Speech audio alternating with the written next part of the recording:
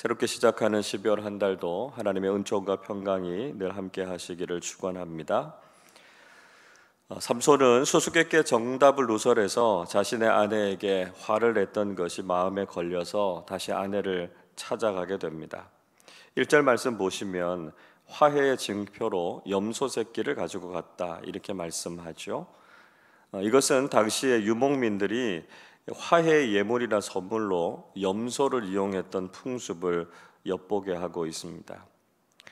그러나 그의 장인은 삼손이 자신의 딸을 미워한다 이렇게 생각했고요. 그래서 그 딸을 다른 사람에게 주어버리고 말았습니다. 아무리 삼손이 화가 났다고 해도 그렇게 쉽게 아내를 버리고 미워했을 리가 없지 않겠습니까? 그리고는 2절에서 작은 딸이 더 아름다우니까 그를 대신해서 취하라 이렇게 제안했습니다. 이런 행동은 그의 장인이 얼마나 결혼에 대해서 가볍게 생각하고 있었는가 하는 것을 보여주고 있습니다. 그리고 다시 결혼을 하게 해서 한 번 더 결혼 지참금을 챙기려고 하는 그의 얄팍한 속셈이 그대로 내비쳐지고 있는 것이었습니다. 삼손은 이런 개인적인 문제를 가지고 블레셋 사람들을 대상으로 복수하고자 했습니다. 3절을 보십시오. 삼손이 그들에게 이르되 이번은 내가 블레셋 사람들을 해할지라도 그들에게 대하여 내게 허물이 없을 것이니라. 삼손이 블레셋 사람들에 대해서 화를 낸 것은 사사로서의 사명감에서 나온 것이 아니라 개인의 복수심에 의한 것이었습니다. 이 문제는 자신과 장인 사이에 있었던 개인적인 문제이지 결코 블레셋 민족과 관련된 문제가 아니었기 때문이었습니다. 다분히 삼손은 자신의 문제를 핑계 삼아서 이스라엘 민족을 괴롭히는 블레셋을 향해서 분풀이를 하고자 하는 마음이 담겨져 있습니다.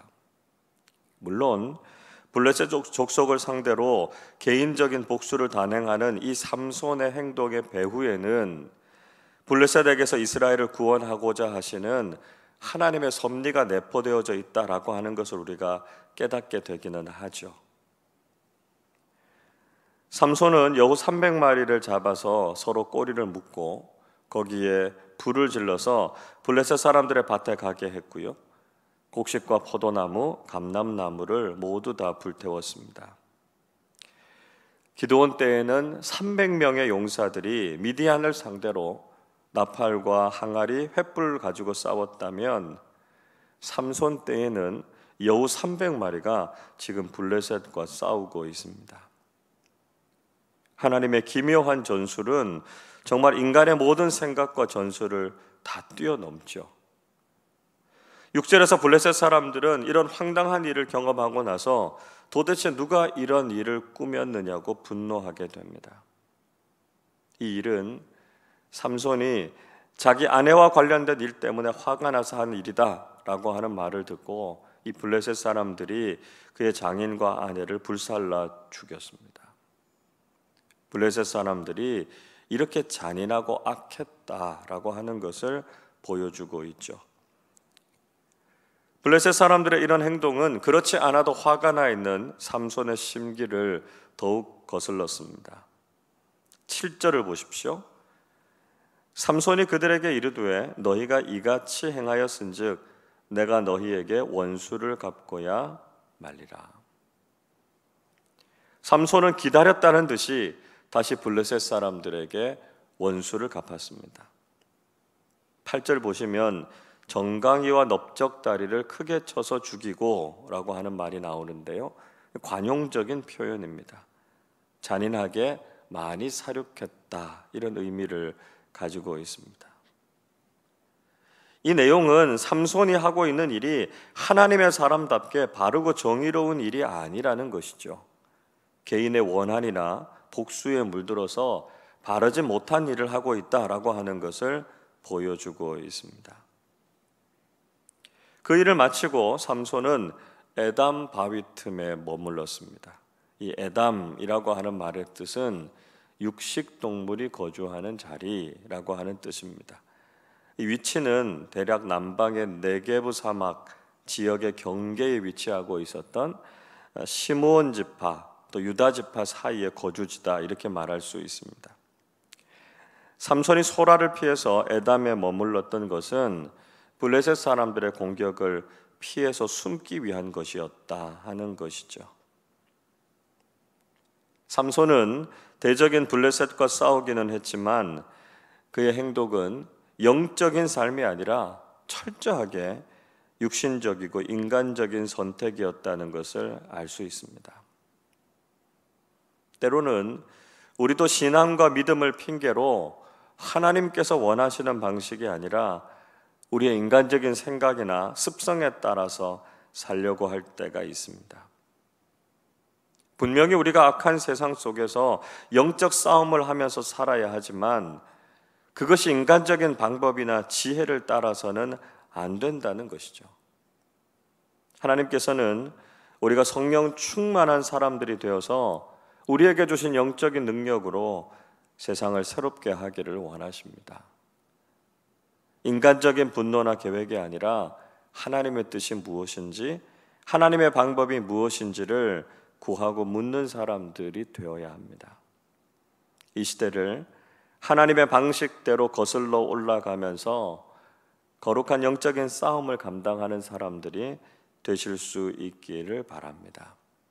그래서 하나님께서 맡겨주신 사명을 다하고 세상에서는 승리를, 또 하나님 앞에서는 존귀함을 얻는 믿음의 일꾼들이 되실 수 있기를 바랍니다. 한편 블레셋은 그저 그렇게 당하고 있지만은 않았습니다. 그들은 대군을 이끌고 유다 진영이 있는 레히에 모였습니다. 이 레히라고 하는 말 턱뼈라고 하는 뜻인데요, 후에 삼손이 승리하면서 붙여진 지명이었습니다. 갑자기 블레셋 군대가 모여든 것을 보고 유다 지파는 두려워하게 되죠. 도대체 무슨 이유로 이렇게 군대를 이끌고 자신들을 위협하고 공격하려고 하느냐고 물었습니다. 블레셋 사람들은 삼손 때문이니까 삼손이 행동했던 것처럼 자신들도 그렇게 하려는 것이다 이렇게 주장했습니다. 그러자 유다 지파 3,000명은 에담에 있는 삼손에게로 가서 왜 그렇게 행동했느냐고 따져서 물었습니다. 11절 보십시오. 유다 사람 3,000명이 에담 바위 틈에 내려가서 삼손에게 이르되 너는 블레셋 사람이 우리를 다스리는 줄을 알지 못하느냐? 내가 어찌하여 우리에게 이같이 행하였느냐 하니 삼손이 그들에게 이르되 그들이 내게 행한 대로 나도 그들에게 행하였노라 하니라. 유다 지파 사람들은 이미 블레셋의 지배와 영향권 아래에 있었습니다. 가나안 땅을 기업으로 받았지만 그들은 여전히 자유롭게 살아가지 못했고요, 이방 민족들의 괴로움을 당하는 현실이었습니다. 삼손은 오히려 블레셋 사람들이 그렇게 부당하게 공격한 것에 대해서 자신도 그렇게 했을 뿐이다 이렇게 대답했습니다. 삼손이나 블레셋 사람들이나 자신들이 잘못한 행동을 하고는 서로에게 핑계를 대고 있는 바람직하지 못한 모습을 보이고 있습니다. 유다 지파의 사람들은 블레셋의 위협에서 벗어나기 위해서 삼손을 결박해서 블레셋에 내어주기로 했습니다. 삼손은 유다 지파 사람들에게 자신을 죽이지 않겠다고 맹세하라 이렇게 요구했습니다. 유다 지파 사람들은 자신들이 삼손을 죽이려고 하는 것이 아니라 그저 결박해서 블레셋에 넘겨주려고 할 뿐이다 이렇게 해명했습니다. 결국 삼손을 체포해서 넘겨주겠다라고 하는 말이 삼손을 죽게 내버려 두겠다는 말이지 않습니까? 유다 지파도 비겁하고 무책임한 모습을 보이기는 마찬가지였습니다. 정말 이렇게 답답하고 한심한 상황 속에서 하나님께서 개입하셨습니다. 14절을 같이 읽어보겠습니다. 삼손이 레히에 이름에 블레셋 사람들이 그에게로 마주 나가며 소리 지를 때 여호와의 영이 삼손에게 갑자기 임하심에 그의 팔 위에 밧줄이 불탄 삼과 같이 그의 결박되었던 손에서 떨어진지라. 삼손이 레히로 끌려가서 블레셋 사람들의 손에 의해서 목숨이 위태로웠을 때 하나님의 영이 삼손에게 갑자기 임하셨습니다. 하나님의 영이 갑자기 임했다라고 하는 것은 삼손이 늘 성령의 능력을 의지하며 살았던 사람이 아니었다라고 하는 것을 보여주고 있습니다. 하나님께서 보시다 못하셔서 삼손에게 능력을 주셨고 지금 이 상황을 바꾸려고 하셨던 것이었습니다. 그리고 삼손은 초인적인 힘과 능력으로 그 결박을 끊어냈고 나귀 턱뼈로 블레셋 사람들 1000명을 죽였습니다. 17절 이렇게 말씀하지요. 그가 말을 마치고 턱뼈를 자기 손에서 내던지고 그곳을 라맛 레히라 이름하였더라.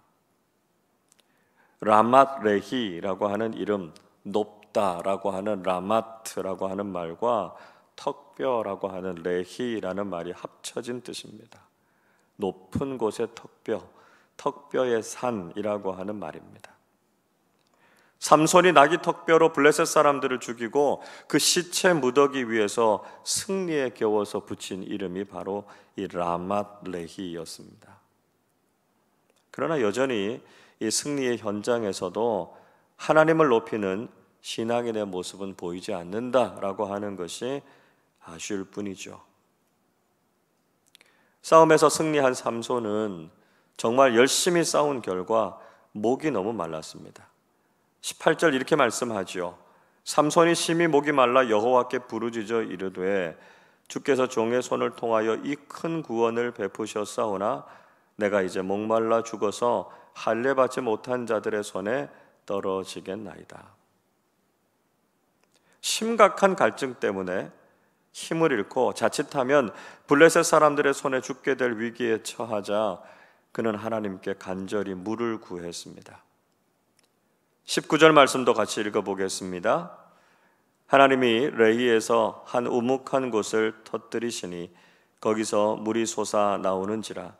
삼손이 그것을 마시고 정신이 회복되어 소생하니 그러므로 그 샘 이름을 엔학고레라 불렀으며 그 샘이 오늘까지 레히에 있더라. 삼손의 기도를 들으시고 하나님께서 우묵한 곳을 터뜨리셔서 그곳에서 샘이 나게 하셨습니다. 삼손은 그 물을 마시고 기력을 회복했고요. 그곳의 이름을 엔학고레, 부르짖는 자의 샘 이렇게 불렀습니다. 삼손은 사사로서도 신앙인으로서도 부족하고 모자란 모습이 많았습니다. 그러나 하나님께서는 그를 외면하지 않으시고 위기의 순간마다 나타나셔서 도우시고 살려주셨습니다.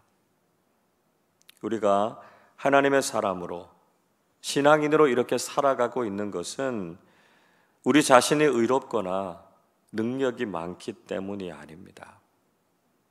우리도 삼손처럼 많이 모자라고 부족한 부분들이 있죠. 그러나 이런 우리를 하나님께서 찾아오셔서 성령 충만하게 하시고 하나님의 능력을 덧입혀 주십니다. 우리는 날마다 하나님의 은혜에 감사드리고 하나님의 영광을 높여드리는 삶을 살아야 한다는 것이죠. 우리가 하나님을 찬양하고 하나님만을 높여드려서 오직 하나님의 영광이 우리의 삶을 통해서 드러나는 삶을 살아가시기를 주님의 이름으로 축원합니다. 기도하겠습니다.